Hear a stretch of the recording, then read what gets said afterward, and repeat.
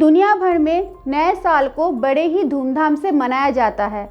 देश की राजधानी दिल्ली भी दुल्हन की तरह सजती है नए साल में। इस नए साल के जश्न में लोग इतने मशगूल रहते हैं कि जश्न के नाम पर कुछ लोग अपने तेज म्यूजिक और शराब के बगैर और कुछ दिखाई नहीं देता। इंसान तो रहते हैं पर इंसानियत नहीं रहती। आज हम आपसे ये बात इसलिए कर रहे हैं क्योंकि इसी साल के पहले दिन अपराध जगत के इतिहास में सबसे खौफनाक और सबसे भयंकर अपराध सामने आया है जो बर्बरता की सारी हदें पार कर दी। जैसा कि आप सबको पता है कैसे एक युवती को एक कार ने टक्कर मारी और 12 किलोमीटर तक घसीटते हुए लेके गई, जिससे मौका वारदात पर लड़की की मौत हो गई। नमस्कार, मैं हूं अर्पिता चक्रवर्ती और आप देख रहे हैं नज़र टुडे। नए साल के दौर पर ऐसे ही कुछ अपराध थे जो आज भी लोग उन्हें याद करते हैं तो रूह कांप उठती है। हम नहीं चाहते आपके जहन में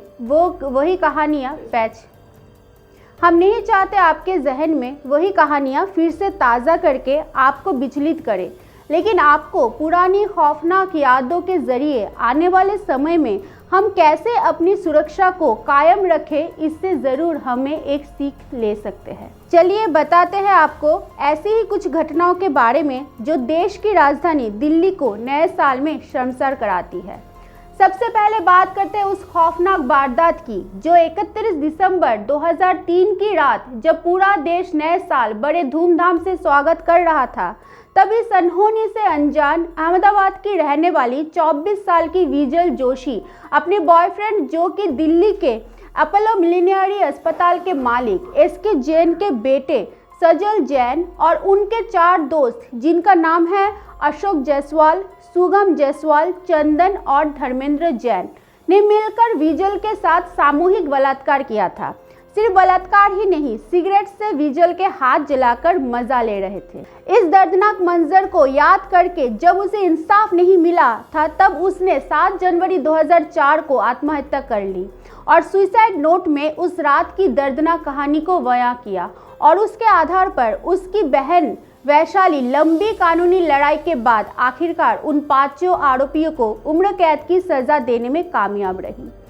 इसके बाद आता है 2016 में 31 दिसंबर की रात पूर्वी दिल्ली के न्यू अशोकनगर इलाके में 26 वर्षीय एक महिला ने अपने प्रेमी और उसके 2 दोस्तों पर नए साल की पूर्व संध्या पर कथित रूप से बलात्कार करने का आरोप लगाया है। महिला ने पुलिस को बताया कि उसका अपने मकान मालिक के बेटे के साथ पिछले 2.5 साल से प्रेम संबंध था और वो शादी का झांसा देकर उससे दुष्कर्म करता रहा। उन्होंने कहा कि कुछ महीने पहले उसने अपना घर छोड़ दिया था जहां वो किराए पर रहती थी और दूसरा घर किराए पर ले लिया जहां आरोपी उससे मिलने आया करता था।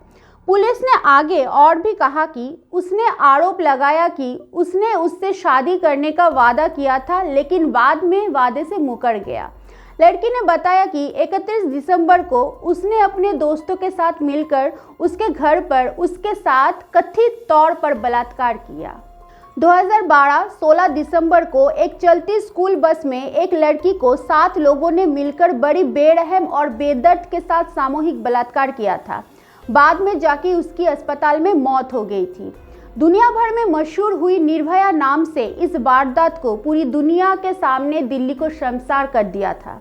निर्भया की चिता पूरी तरह से जल के राख भी नहीं हुई कि उसी साल के अंत में 31 दिसंबर 2012 को 17 साल की एक लड़की, जो कि साउथ दिल्ली के एक स्कूल में पढ़ती थी, उसके साथ आईटी कंपनी में काम करने वाले 2 लड़कों ने बलात्कार किया था। बताया जाता है कि दोनों आरोपी एक प्रमुख आईटी कंपनी में काम करते थे और सरोजिनी नगर में अपनी फैमिली के साथ रहते थे।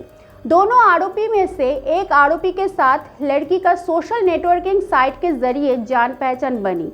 फिर न्यू ईयर ईव में मिलने के बहाने लड़की को अपने फ्लैट में ले जाकर ड्रिंक पिलाई और अपने दोस्त के साथ मिलकर गैंग रेप किया।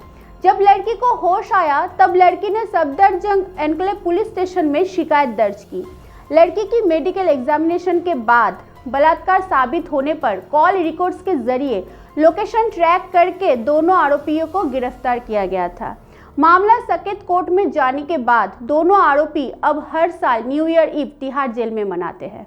नए साल में राजधानी में कथित गैंग रेप और हत्या की एक और घटना 2010 में हुई थी। न्यू ईयर पार्टी के लिए निकली एक 17 साल की लड़की दक्षिण पश्चिम दिल्ली के द्वारका में मृत पाई गई थी। पुलिस के मुताबिक पहले उसकी जींस से गला घोटा गया था।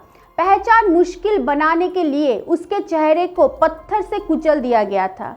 अपृष्ट रिपोर्ट ने यह भी सुझाव दिया था कि लड़की से अप्राकृतिक यौन संबंध भी बनाए गए थे। चलिए आगे आपको बता दें पूरी घटना क्या थी।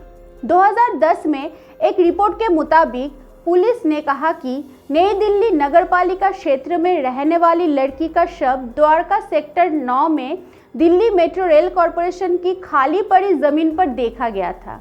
उसने अपने भाई को बताया कि वो अपने दोस्तों के साथ बाहर जा रही थी। शुरुआती मेडिकल रिपोर्ट के मुताबिक हत्या से पहले लड़की ने शारीरिक संबंध बनाए थे, लेकिन उसके गुप्तांगों पर कोई चोट के निशान नहीं थे। उस दौर जो रिपोर्ट सामने आई थी उसी के आधार पर पुलिस उपायुक्त शरद अग्रवाल ने कहा था, हम सभी संभावित कारणों से मामले की जांच कर रहे हैं। अब सोचने की बात यह है कि कब तक यह सिलसिला चलता रहेगा, कब तक दिल्ली की महिलाएं असुरक्षित महसूस करेगी, कब तक नया साल जश्न के नाम पर इंसानियत को तार तार करती रहेगी, कब तक देश की राजधानी दिल्ली की सरताज पूरे दुनिया भर में बेआबरू होती रहेगी। ऐसे ही रोचक कहानी के लिए बने रहिए नजर टुडे के साथ।